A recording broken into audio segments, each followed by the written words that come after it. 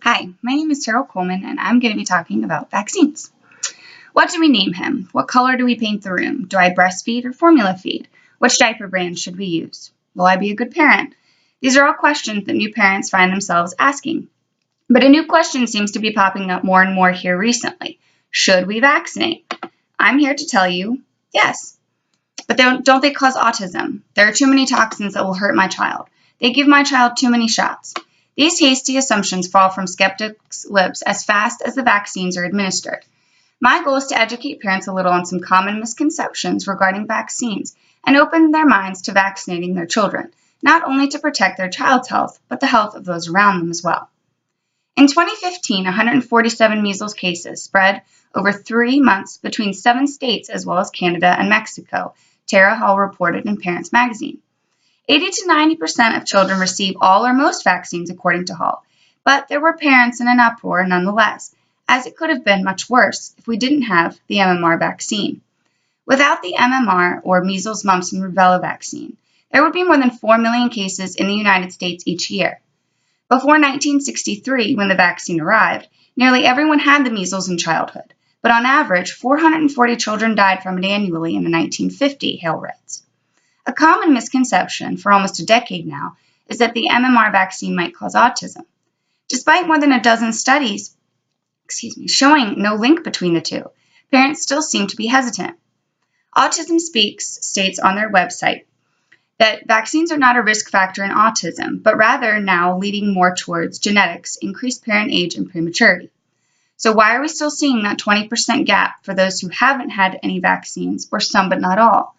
Why do we still see that ever-widening gap? Aside from autism being a concern, parents feel that they are poisoning their children with toxins, such as mercury, formaldehyde, antifreeze, and aluminum. Vaccines are mostly water with antigens, but require additional ingredients to stabilize the solution or increase its effectiveness. Vaccines do contain aluminum salts, but these are used to enhance the body's immune response, which stimulates greater antibody production, making the vaccine more effective. Hale also stated this in her article. Mercury is feared due to mercury once being in vaccines that used to contain the preservative thimerosal, but it has since been removed from infant vaccines since 2001, states Neil Halsey, a pediatrician and director of the Institute for Vaccine Safety at Johns Hopkins University. Aluminum can cause a tad more redness or swelling at the injection site, but the dose is less than what children receive through formula or other sources. Formaldehyde is used to inactivate potential contaminants, but once again, it is a trace amount as compared to other sources we are exposed to, such as our body's natural production of it. As for antifreeze, they just aren't in vaccines. The side effects of vaccines are another reason parents are skeptical of vaccinating. It takes 15 years and many studies for a new vaccine to make it through 4 phases of safety and effectiveness testing before they're even approved and on shelves. The FDA scrutinizes the data to make sure the vaccine is safe, and from there, the CDC and American Academy of Family Physicians will decide to recommend the vaccine or not. Dr. Halsey states that the diseases are all associated with serious complications that can lead to hospitalization or even death. Dr. Halsey has had parents tell her that if children have good nutrition habits, that will help them fight off what the vaccine is trying to prevent. And that is certainly not the case. For example, 80% of chickenpox deaths occurred in otherwise healthy children, according to Dr. Halsey. High fever and febrile seizures are not unheard of with vaccines, but serious side effects or allergic reactions are very rare. Take the rotavirus vaccine, for instance. A bowel obstruction occurs once in every 20,000 to 100,000 infants that are vaccinated, states Hall in her article. The CDC estimates that the risk of a serious allergic reaction from any vaccine is 1 in 1 million doses. When you vaccinate your child, you are doing so to protect them against life-threatening diseases. Short-term side effects, such as a rash, fever, injection site swelling, are a far cry from contracting something like the measles or polio.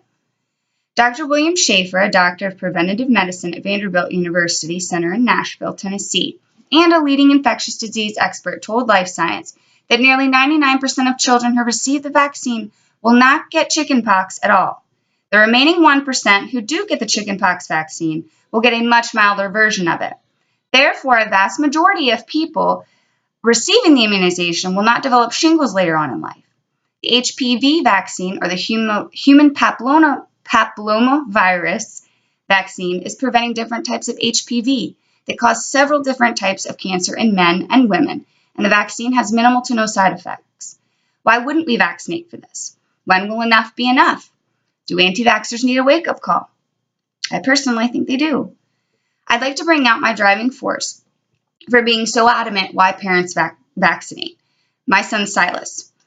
And I will say this before he gets out here, but Silas was born with gastroschisis, which is a birth defect where your intestines protrude from your abdomen.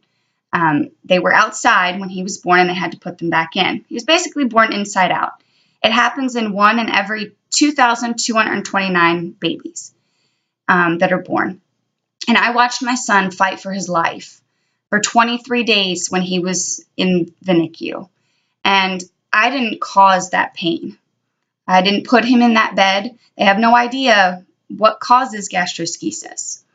So when you have a vaccination that's going to protect your child from something deadly, vaccinate them, because your other choice is to see them in a hospital bed and to watch them suffering. And I've seen that, and it's very hard. And I want to help parents understand that. So let me go get my visual aid, Silas.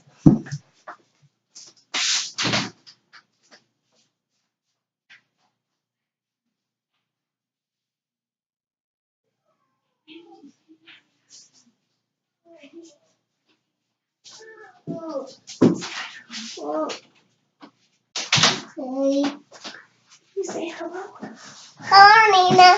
Say good morning. Good morning. Good morning.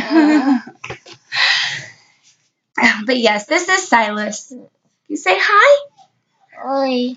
But in conclusion, I just want to say that why wouldn't you want to prevent from seeing your child in pain? Do you want to see your child lifeless and in a hospital bed and hooked up to a ventilator, keeping him alive because they contracted measles? You don't. You do not want to see them the way I saw him. So I've seen my child like that, and you just don't want to. So I encourage and beg all parents to vaccinate their children for their own health and the safety for those around you. Can you say bye-bye? Bye-bye. Thank you. On hospice, Kimmy.